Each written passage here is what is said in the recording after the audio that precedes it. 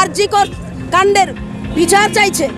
এই বিচার যখন মানুষ চাইছে, আমরা দেখলাম কিছু দুষ্কৃতকারীকে ঢুকিয়ে দিয়ে আরজি কর হসপিটালে আন্দোলনের ধর্ণা মঞ্চ ভাঙা হচ্ছে, সাংবাদিকদের মারধর করা হচ্ছে এবং অনেক ডাক্তার নার্সদের মারধর করা হচ্ছে, ভাঙচুর করা হচ্ছে হাসপাতালের বিভিন্ন গুরুত্বপূর্ণ স্থান। এই জিনিস আন্দোলনকে বানচাল করার হীন কৌশল। এর প্রতিবাদে এসইউসিআই কমিউনিস্ট দল এই বন্ধ ডেকেছে।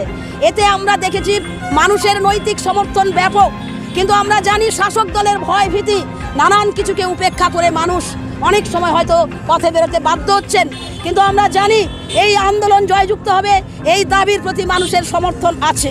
এরই মধ্যে মমতাকে তোপ দাগিয়েছেন পশ্চিমবঙ্গ বিধানসভার বিরোধী দলনেতা বিজেপি বিধায়ক শুভেন্দু অধিকারী। তিনি বলেছেন, শুক্রবার গোটা পশ্চিমবাংলাকে স্তব্ধ করে দিন। আমাদের দাবি এক, মমতা ব্যানার্জির পদত্যাগ চাই, সে বন্ধ ডেকে হোক আর আন্দোলন করে। মুখ্যমন্ত্রী